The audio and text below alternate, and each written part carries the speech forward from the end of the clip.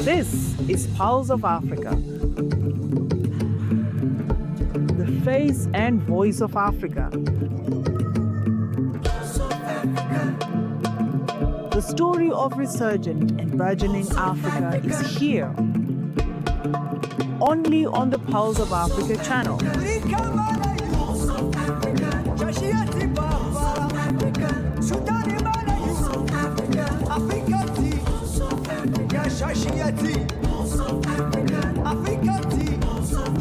Pulse of Africa, the face and voice of Africa.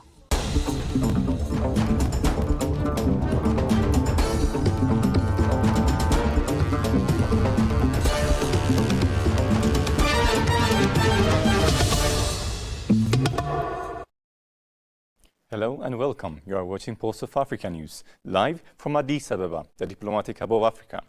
We bring you the top stories from across the continent. I'm Fraul Namak, stay tuned.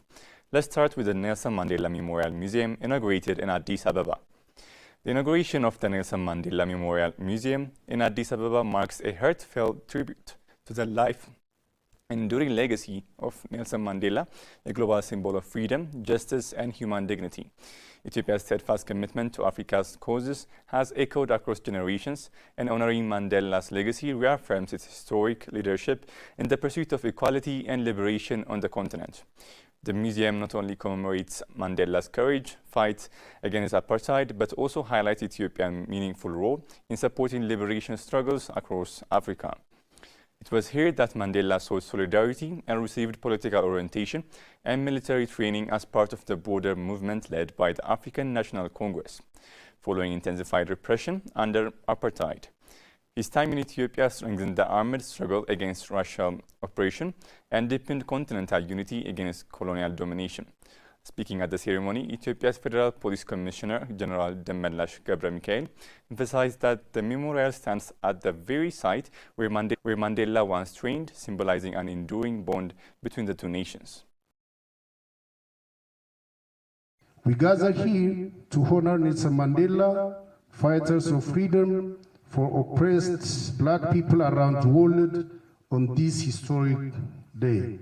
This evolution of the police system has paralleled the history and the development of humankind. The growth of policing institutions can be understood within the political and social context of each era. He noted that the evolution of institutions such as the Ethiopian Federal Police parallels Africa's broader journey towards justice and sovereignty. Today, the same institutions continue to provide training to officers from across the continent, reinforcing solidarity and institutional capacity. Today, by establishing this memorial museum at the very site where Mandela received his training, the Ethiopian Federal Police continues this historic connection. The museum will perceive his legacy for future generations, strengthen bonds of friendship among African nations, and commemorates Ethiopia's meaningful contribution to African independence. Therefore, Nelson Mandela's military training in Ethiopia stands not only as a milestone linking the histories of two nations, but also as a symbol of African unity, solidarity, and the shared aspiration for freedom. We respectfully honor General Taddese Birru and all other heroes who contributed to this proud chapter of history. South Africa's ambassador to Ethiopia, Nonche Balozi, eloquently reflected on the depths of the shared history. We gather here not merely to open a building of brick and stone, she said, but to honor a shared struggle, shared sacrifice, and shared destiny between our two nations. She underscored Ethiopia's long-standing support for African liberation movements and its unique place in history as one of the few African nations to resist colonial rule and maintain sovereignty. History does not whisper, it waits. And when the moment is right, it speaks with clarity, like it has done today.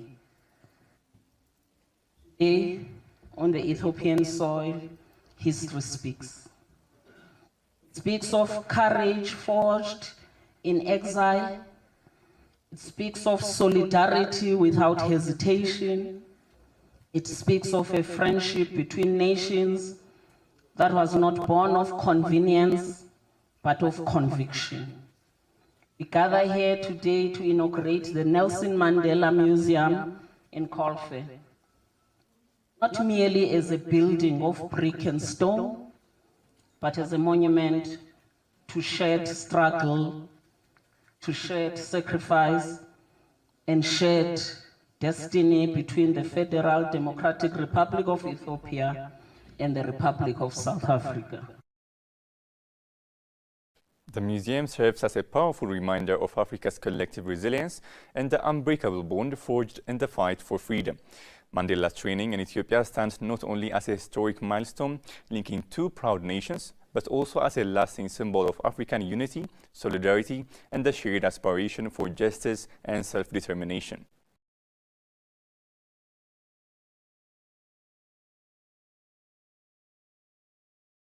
Africa's digital transformation agenda received a major boost with the official opening of the inaugural Domain Summit Africa 2026 in Nairobi, bringing together industry leaders, policymakers, and technology innovators from across the continent and beyond.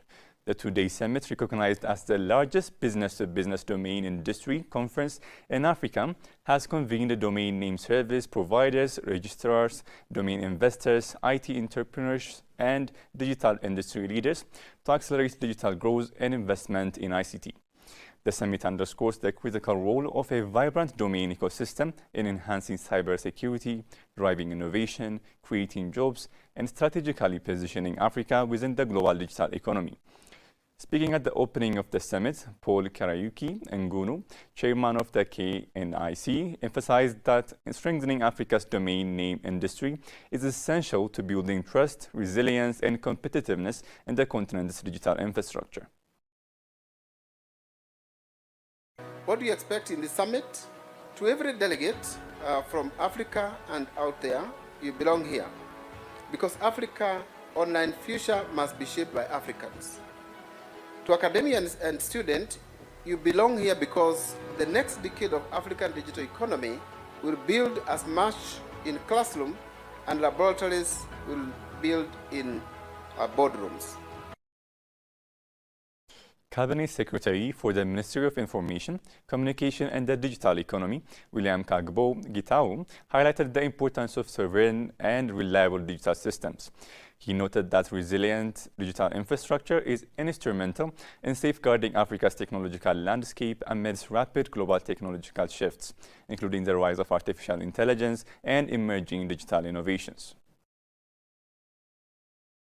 This summit provides an opportunity to deepen cooperation among African registries and digital institutions.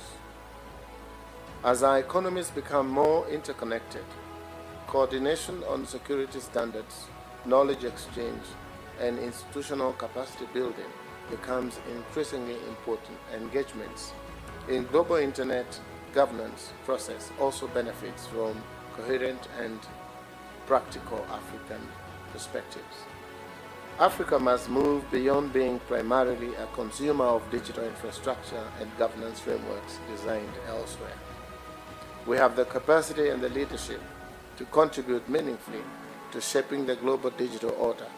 The .Africa domain and continental digital transformation initiatives reflect that ambition. The government of Kenya has made strategic investments in expanding digital connectivity, strengthening cybersecurity capacity, and developing robust digital identity policies and regulatory frameworks efforts that align with the summit's objectives of fostering inclusive and secure digital growth. As Africa deepens its digital transformation journey, stakeholders at the summit agree that a secure, innovative, and inclusive domain industry will be central to the continent's global competitiveness and long-term economic prosperity.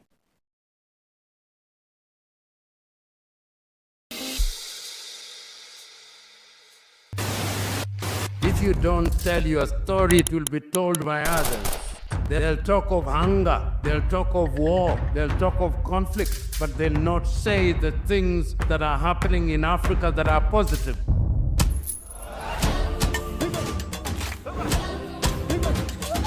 This is POA, a very new media organization in Ethiopia. We have to be voice for ourselves. There is no one else that can tell our story better than us. If it's defending African matters, then go for it. Go for Pulse Media. This is the Pulse of Africa. Tune in, follow the journey, and learn about the news and what's shaping our African continent. I am really impressed by the work that they are doing by telling the African story from Africa for Africans. I think it's definitely needed. Please subscribe to the Pulse of Africa on all platforms.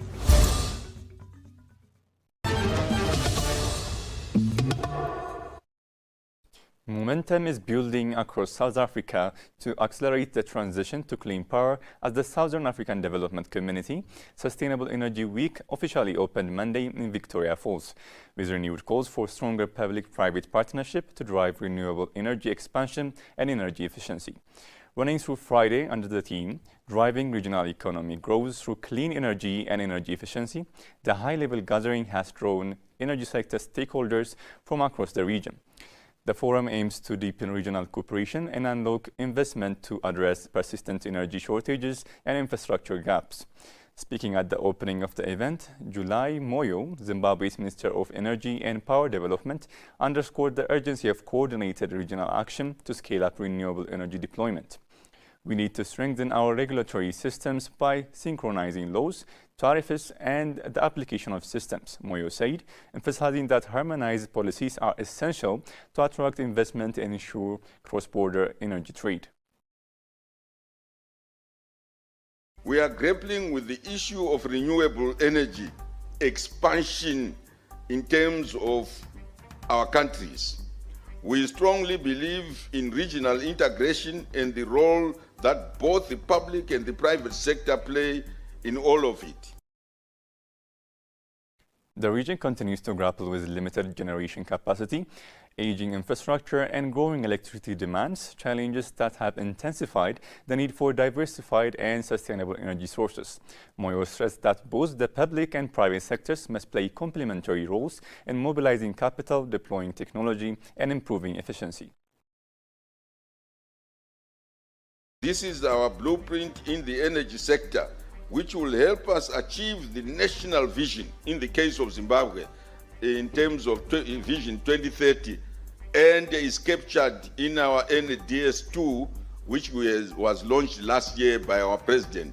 Our energy compact is both for hydro, big and small, as well as thermal, but more importantly, it introduces the issues of renewable energy and energy efficiency.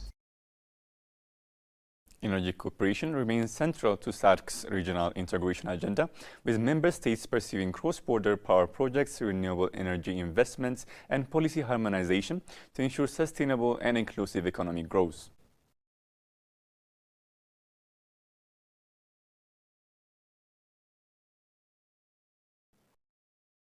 The government of Madagascar has launched a new series of strategic projects to accelerate the sustainable, inclusive and resilient transformation of its food systems with support from the European Union and the United Nations Joint SDG Fund.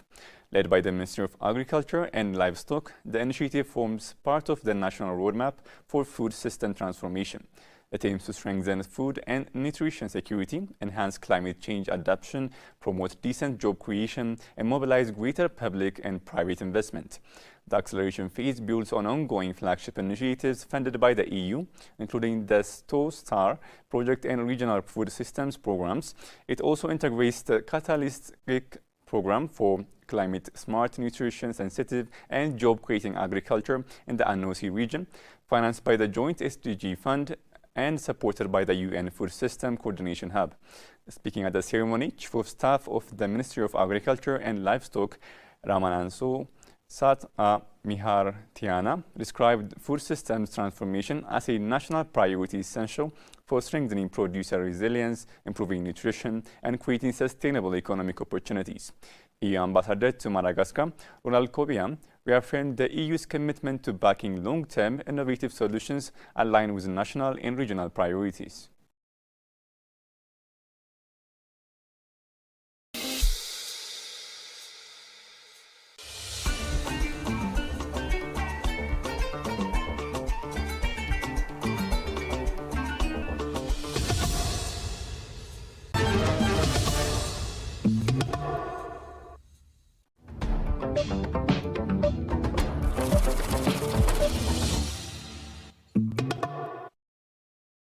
Shifting to business news, the Secretary General of the African Continental Free Trade Area Secretariat, Wamkele Mene, paid a courtesy call on Mohamed Idris Deby Intno, President of Chad, reinforcing Chad's strategic role in advancing Africa's economic integration agenda.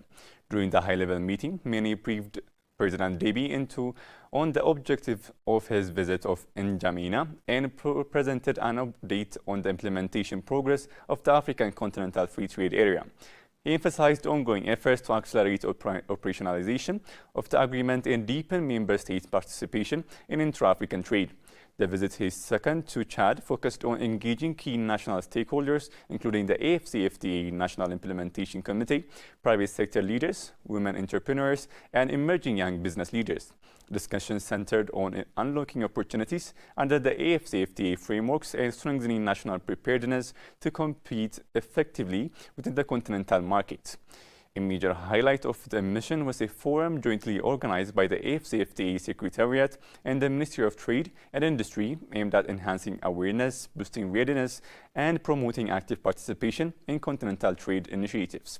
Many commended Chad's constructive role during the AfCFTA negotiations and reaffirmed the Secretariat's commitment to supporting the country's regional integration ambition. He underscored the importance of leveraging key instruments, including the Protocol on Women and Youth in Trade and the Digital Trade Protocol, to ensure inclusive, innovative, and future-oriented trade growth. The visit signals renewed momentum in aligning national priorities, which contribute meaningfully to Africa's economic transformation.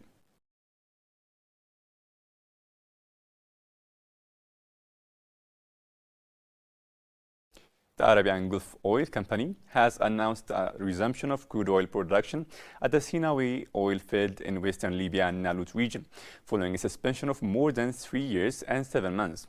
According to the company, operation had been halted since 2022 due to financial and technical challenges linked to crude shipments through the 16-inch pipeline connecting the field to the Melilla industry complex, a key export hub for oil and gas.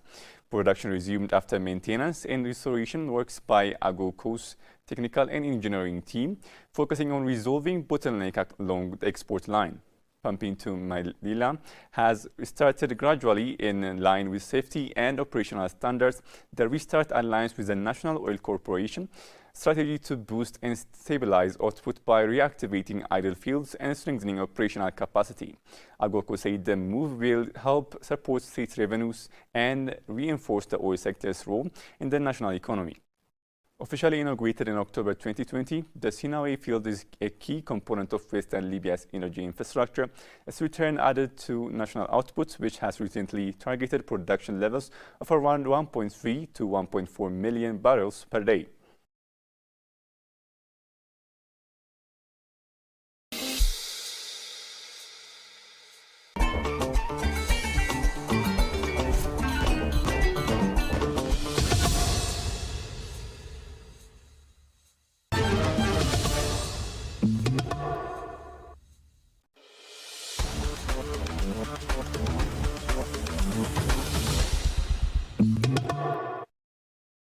Headlining the sports news, South Africa's Jarvis won his maiden DP World Tour golf title when he wrapped up a wire-to-wire victory at the 2026 Magical Kenya Open in Kenya's capital Nairobi on Sunday.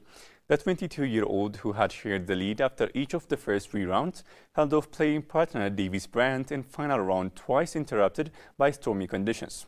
Jarvis carded 6 birdies and rounded off his closing round of 62 with a second eagle of the day to win by 3 strokes. Jarvis' compatriot Hani du Plessis was a shot behind the US's Bryant on 21 under for the tournament to finish third. Last year's winner, for the fellow South African Jacques Kroiski, shot a final round of 65 to finish inside the top 20. Ngoroge Kigubu, 22, the only Kenyan to make the cut, finished the tie for 61st after firing 6 under for the tournament.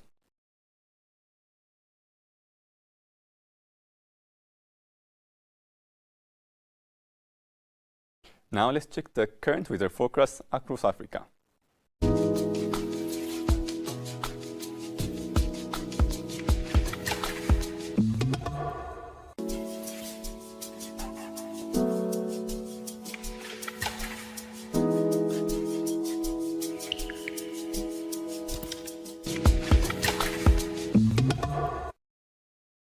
That's all for this hour. Next up is our weekly The Africa We Want program. Please stay and watch it. Thank you so much for joining us. Goodbye for now.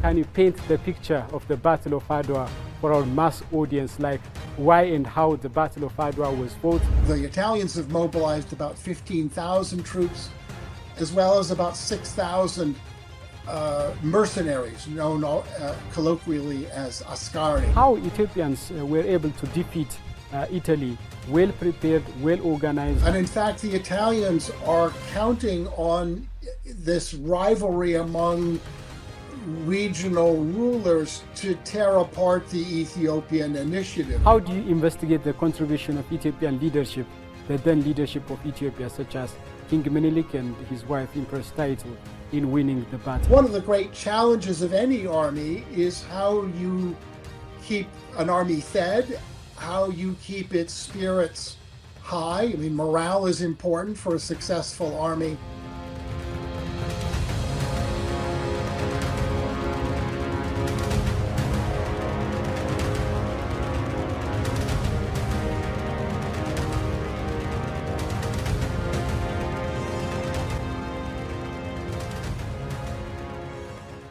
In 1884, 1885, European leaders conducted a historical conference in the city of Berlin, Germany. The conference was about ways of scrambling Africa among themselves. Afterwards, Europeans entered to Africa and colonized almost the entire continent.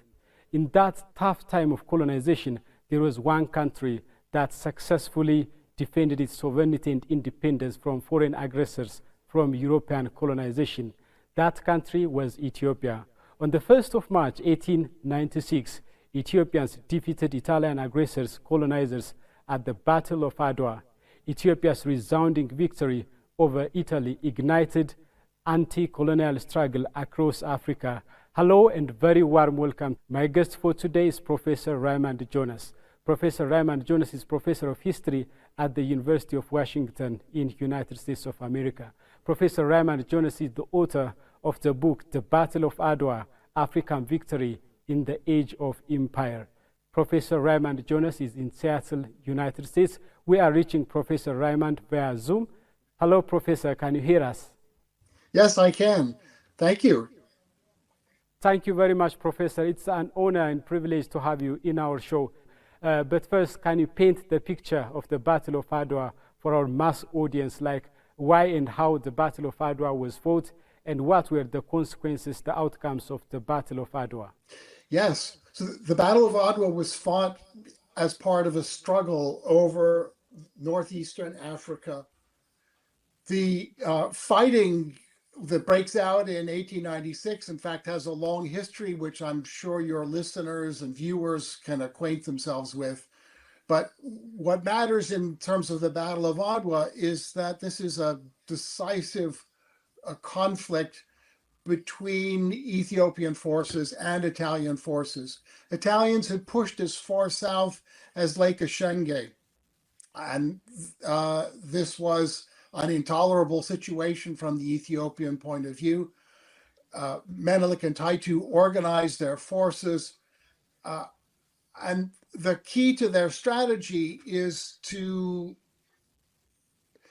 organize an overwhelming force, that is an Ethiopian force of at least 80,000 and possibly as large as 120,000. This would overwhelm the Italians, who are thinking in in much more conventional colonial warfare terms. They've mobilized, the Italians have mobilized about 15,000 troops, as well as about 6,000 mercenaries, known colloquially as askari. So in total, they have about 20,000.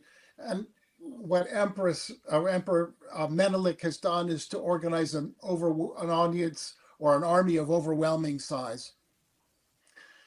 There are preliminary conflicts at Lake Ashenge, at Ambalaje, and Mekele, but the decisive conflict happens at Adwa on the 1st of March, 1896. You asked about the consequences of the war. The most obvious one is that Italy is forced out of Ethiopian territory, forced to retreat into Eritrea, or what they've called Eritrea. This is, for them, of course, a humiliating defeat. For Ethiopia, of course, it consolidates the Ethiopian territory and Ethiopian state, and at the same time consolidates the rule of Emperor Menelik and Empress Taitu. Apparently, Adwa victory is not an ordinary victory. In fact, the victory of Adwa has multiple consequences and implications. I will come to those important points later in the interview. But how Ethiopians were able to defeat Italy, well prepared, well organized, and modern army of Italy?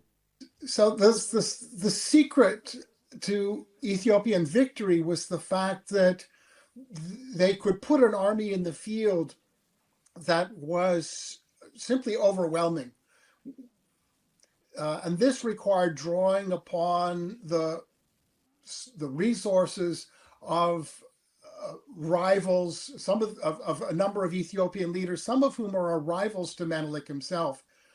I'm thinking of Ras Mangasha, who's the son of Emperor Johannes, the predecessor of Emperor Menelik.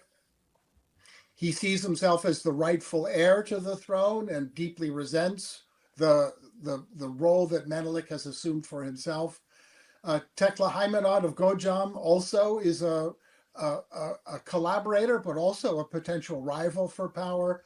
So this is the situation in Ethiopia is one where Menelik has to bring into the defensive strategy figures, people who are potentially rivals to him. And in fact, the Italians are counting on this rivalry among regional rulers to tear apart the Ethiopian initiative. So the Italians are in fact surprised and in fact deeply concerned when they find out that the Ethiopian forces have congealed, that they have come together and they're able to fight together effectively as a single army. Their military intelligence tells them that Ethiopian forces are likely to be torn apart by internal differences. And that's not based on, simple rumor. I mean, there's evidence to suggest that there are differences and these could break out into the open. But in fact, they don't. And that's the secret to Ethiopian victory at Adwa. When the fight actually happens on the 1st of March, 1896, the size of the Ethiopian army is such that it completely overwhelms, completely envelops the Italian positions. Once the fight begins, there's really no doubt about the outcome. The Ethiopian strategy is one of envelopment, and it turns out to be a successful strategy. How do you investigate the contribution of Ethiopian leadership, the then leadership of Ethiopia, such as King Menelik and his wife Empress Taitu, in winning the battle? What's interesting about the way the campaign unfolds, because you have to remember that this is a campaign that carries on for months. And one of the great challenges of any army is how you keep an army fed, how you keep its spirits high. I mean, morale is important for a successful army.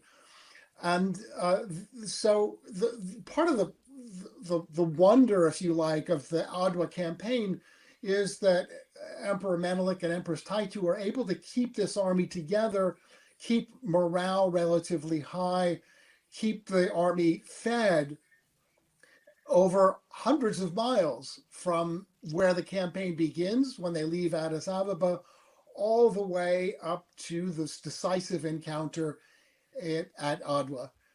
It's not an easy thing to do.